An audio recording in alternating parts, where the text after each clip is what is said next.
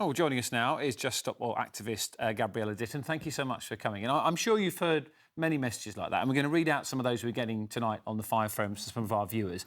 Is there a better way of protesting than what you and others have been involved in the last few days? Hi, thank you for having me. Yes, my name's Gabriella. I'm 28. I'm terrified about the future. The Just Stop Oil campaign is asking for the simplest thing, which is no new fossil fuel licences. There's plans to issue over 100 new licences at the minute, and this is going to obviously destroy everything.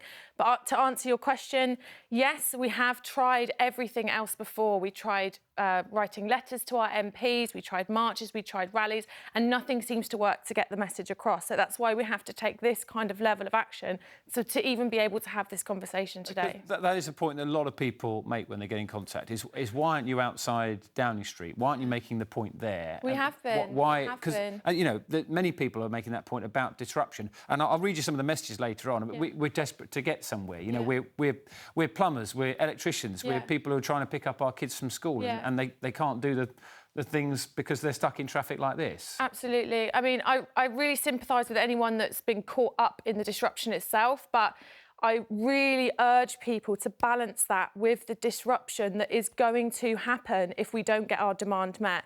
We're on COP27 and emissions have just been going up and up and up and up. And things are going to get really, really bad unless we take immediate action on this issue.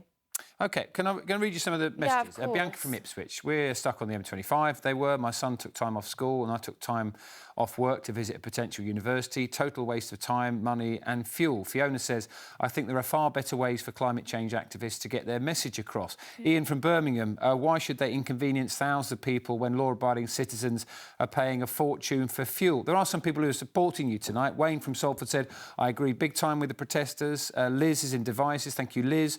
Just Stop Oil are heroes. But many people like Rosemary from the Isle of Man, I agree we should be moving faster on using renewable energy. But how do these people think what they are doing is going to make a difference? Because Rosemary and many other people, Gabriella, make the point that actually you're alienating a lot of people who might support your cause. Yeah, I mean, the evidence suggests generally that it doesn't alienate people. People might not like Just Stop Oil and their tactics, but it's not going to stop people asking for action on the climate crisis because it affects everyone.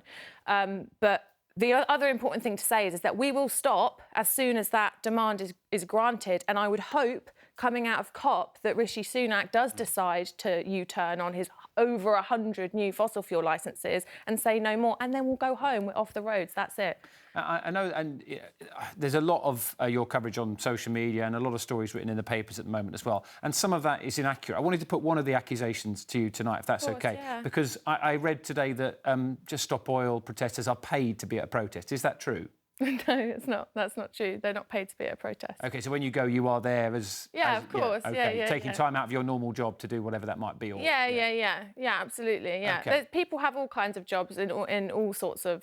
there's like, again, like you said, plumbers, electricians, all of this. We're all ordinary people. We're not like professional protesters. We just really, really need people to step up and take this issue seriously. And you say that those protests are going to continue. I mean, is it planned for later this week? Is it going to be broader than the M25? I believe so. I believe we will keep going until, you know, we started doing blocking in London. We've done all sorts of things, but we will be on the M25 until we get our demand met. And do you think that your message is getting through? Because again, I know you know this. Overwhelmingly, we've got people who are annoyed. We're here tonight. We're talking. It's getting through. People are hearing it. That's the most important thing. Because, you know, Isabella from Surrey, although I agree that we need to work harder for climate change, and a lot of people do say that every time they get in contact, I don't agree with the activists making people's day a misery. Why are you stopping good people arriving for emergency services, things like that, to get held up? Because I'm sure you get that quite a lot. Yeah, I wish there was another way. If petitions worked, if marches worked, if rallies worked, we wouldn't have to do this. But unfortunately, nobody listens to you and has this conversation until you cause this level of disruption. I wish it wasn't the way it was, but it is. Well, Gabriella, appreciate your time thank tonight. You so much. Thank you. And yes, thank you. Thanks for coming on. Thanks. Thank you.